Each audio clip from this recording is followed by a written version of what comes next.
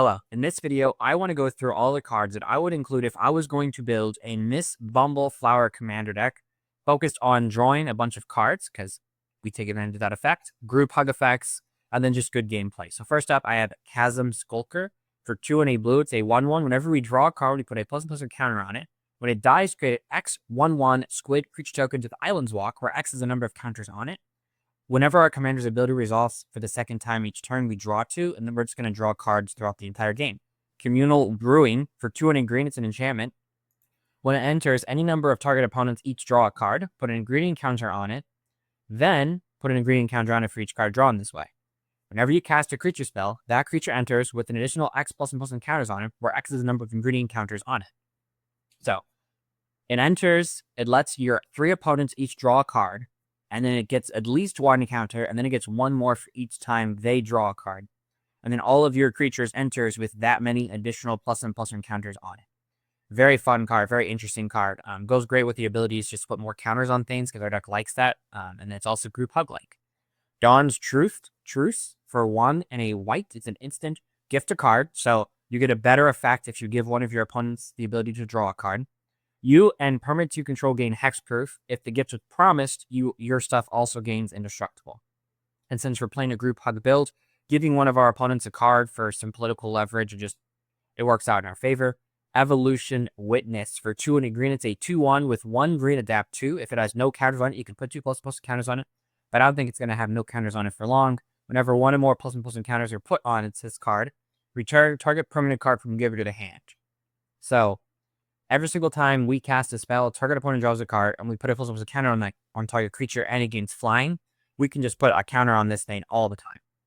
And just constantly get back our permanents, which is fantastic.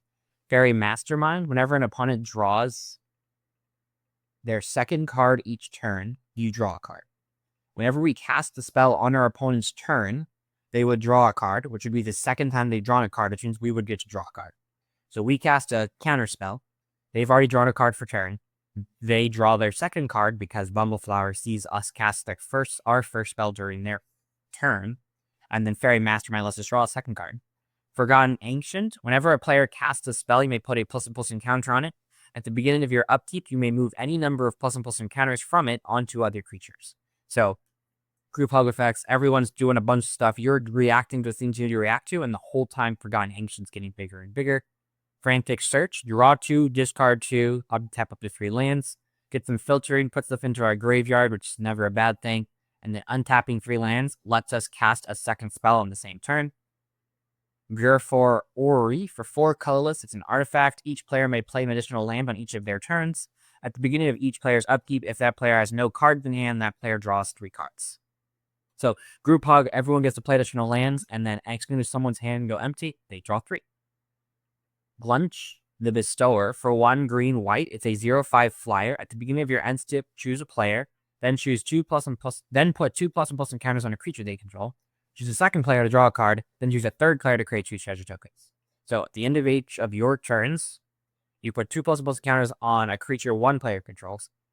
1 player draws a card, and a third player makes 2 treasure tokens, and you can be one of those players. So, group hug, more drawing, more counters. Hardened Scales. Whenever 1 or more ++ counters you put on a creature you control, put that many +1 instead. Lots of ++ counters going around. Illusionist's Gambit. For 2, a blue and a blue, it's an instant. You can only cast it during the Declare Blocker step on an opponent's turn. Remove all attacking creatures from combat and untap them. At this phase, there's additional combat phase. Each of those creatures attacks that combat, and they can't attack you or a Planeswalker you control that combat. So, if everything is attacking one of your opponents, you can say, nope, I'm not going to do that, and they also can't attack you, which is nice. Jarael. Legendary creature, Human Druid, 1/2. Whenever you draw your second card, it's turn, make a 2/2 cat. Whenever we cast a spell, target player draws a card. The second time we cast a spell, we draw 2 cards. That would trigger this to become and make a 2/2. And then for 6, until end of turn, creatures you control have base power and toughness XX, where X is the number of cards in your hand. So you can make all your creatures into much bigger things. Colonian Hydra. For 3, a green and a green, it's a trample. It enters with 4 ++ counters. Whenever it attacks, double the number of ++ counters on each creature we control. And as we already know, there's a lot of creatures with ++ counters.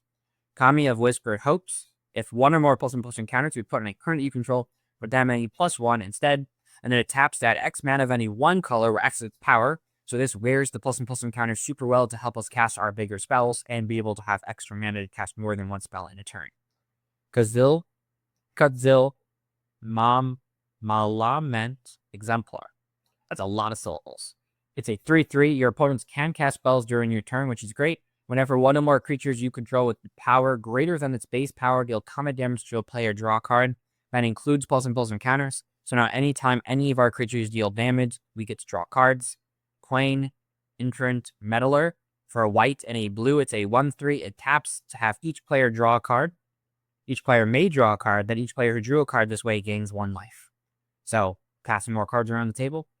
Long River's Pull. For a blue and a blue, it counters target creature spell, but if you gifted a card, it becomes a counter spell. It just counters any spell. Loran of the Third Path. For 2 and a blue, it's a 1/2 with Vigilance. It's a 2/1 with Vigilance. Whenever it enters, destroy up to 1 target artifact or enchantment, and it taps to have you and target opponent each draw a card. So, it's a creature with Vigilance, which means it wears +1/+1 counter spell. It enters and destroys something you don't want to play anymore, and then lets multiple players draw cards. Mana Gorger Hydra. For 2 and a green, it's a 1/1 with Trample. Whenever a player casts a spell, put a +1/+1 counter on it. Again, more +1/+1 counters on your side, and then players are just going to cast spells. Mangaria the Diplomat. For 3 and a white, it's a 2/4 with lifelink. Whenever an opponent attacks with creatures, if 2 or more of those creatures are attacking you or planeswalkers you control, draw a card. And whenever an opponent casts their second spell each turn, draw a card. Again, we're just trying to take advantage of the communal effects. Mindstorm, Ram, sacrifice for a card later. Mr. Foxglove, 2 green, white, blue for a 3/5 lifelink. Whenever it attacks, draw cards equal to the number of cards in defending player's hand minus the number of cards in your hand. If you didn't draw cards this way, you may put a creature card from your hand onto the battlefield. So it increases the number of cards you have to equal the number of cards that your opponent that you're attacking has. But if they have less cards than you, you get to put a free creature to play. Kind of nice. That's the other face card of the commander deck. On the trail, 1 and a green. Whenever you draw your second card each turn, you may put a land card from your hand to the battlefield tiles. That includes on your opponent's turn. So if you've cast 2 spells in the same turn, you get to put a land into play. And I would be willing to bet that if you're drawing 2+ cards in a turn, you're going to draw one of those being a land. Pass to exile, just get rid of something. Peerless Recycling. For green and a 1, you can gift a card. Return target permanent card from your graveyard to your hand. If the gift is promised, instead return 2. Birch Protection. 4 white, instant, gift an extra turn. That's a big gift right there. Create 4 2/2 blue bird creature tokens with flying. If a gift was promised, all permanents you control phase out. And until your next turn, your life total can change and you gain protection from everything. So you either just make 4 forests, or if you gift an extra turn to one of your opponents, maybe they're not going to attack you, you get protection from everything. Which could be really nice. If one of your opponents is behind, you can help them catch up, which goes into the group hug effect. Perplexing Test. You can either return all creature tokens to their owner's hand or all non-token creatures to their owner's hands. There's quite a few effects in this deck that would be creature tokens that you won't want to return, but sometimes the board just demands you return them. So you have some flexibility. Promise of Loyalty. For 4 and a white, it's a sorcery. Each player puts a vow counter on a creature they control and sacrifices the rest. Each of those creatures can attack you or planeswalkers you control for as long as it has a vow counter on it.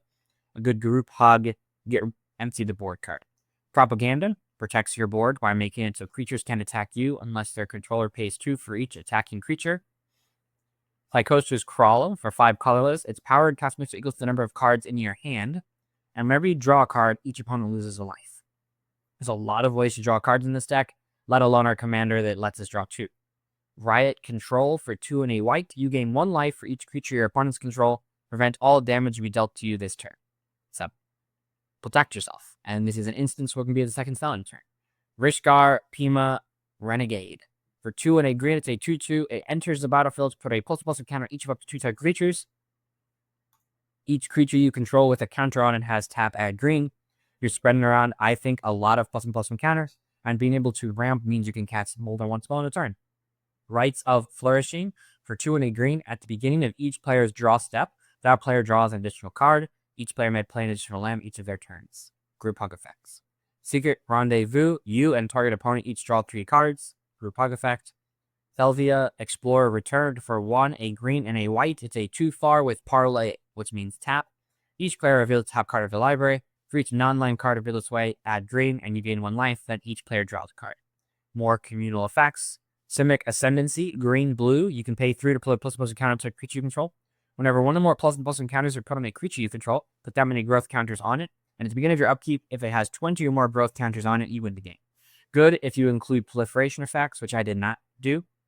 But good just with the number of plus encounters you have moving around. Smothering Ties, if you want to play a game changer. Snap, return to a creature to its hand. Maybe it's an attacking creature. Maybe it's a command you need out of play. An untapping 2 lands is out an instant. Helps you cast your second spell in a turn. Soul Ring, good old Soul Ring.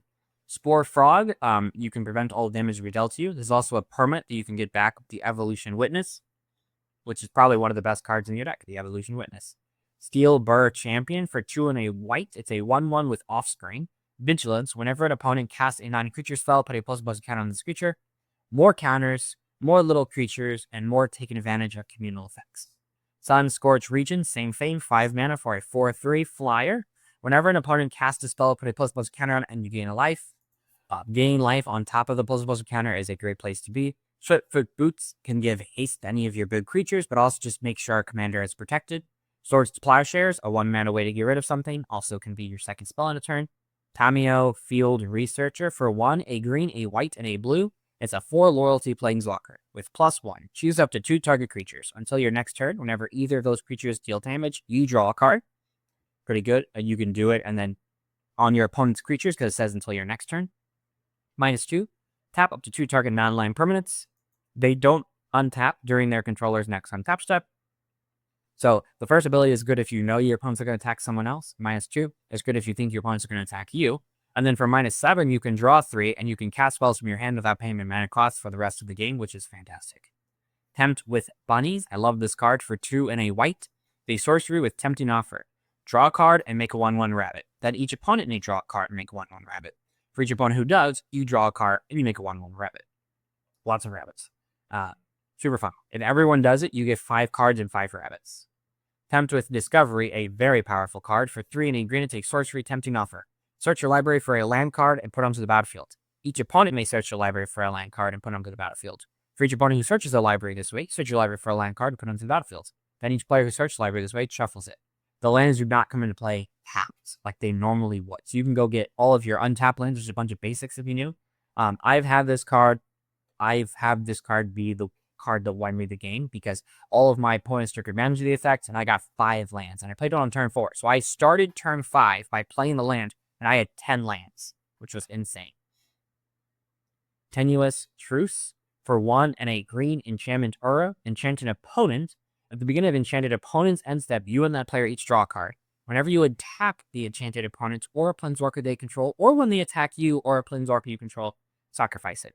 So you can be like, I'm going to play this and see who's okay with not attacking you. And then you both get to keep drawing cards. Fun little card. Thought Vessel, you have no max hand size. I think we're going to draw a lot of cards in this deck, and being able to ramp is great too. Triskaidekaphile for 1 and a blue. It's a 1/3. You have no max hand size. At the beginning of your upkeep, if you have exactly 13 cards in your hand, you win the game. Good, because I think we can draw a lot of cards. 20-Toed Toad for 3 and a blue. It's a 3/3. Your max hand size is 20. Whenever you attack with 2 or more creatures, put a ++ counter on it and draw a card. Whenever it attacks, you win the game if there are 20 or more counters on it, or if you have 20 or more cards in hand. And you're honestly going to be able to possibly do both. You're putting a lot of ++ and counters on things with this deck. You're also drawing a lot of cards. Wear Down. Gift a card. Destroy target artifact or enchantment. If the gift was promised, destroy 2 instead. Wizard class. You have no max hand size. Draw 2 cards. Or whenever you draw a card, put a ++ counter to a creature you control. Again, this is like a secular deck. You put counters on things, you draw cards. You put counters on things, you draw cards. And this all just happens while you control the board, give everyone the benefits, but then stop them from taking the benefits you want them to take. Counterspell is good when you're trying to cast your second spell on an opponent's turn. It's also just instant. Cultivate, got a ramp. Fey Burrow Elder is good since we have 3-color deck. This will tap to add 3 colors, which is great for casting your second spell.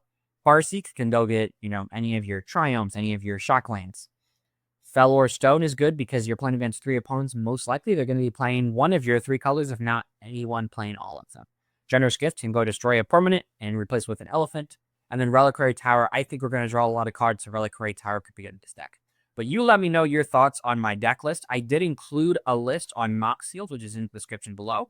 You let me know what card you love playing in your Miss Bumbleflower deck. And I hope you have a good rest of your day and may your top decks be ever in your favor. Thank you.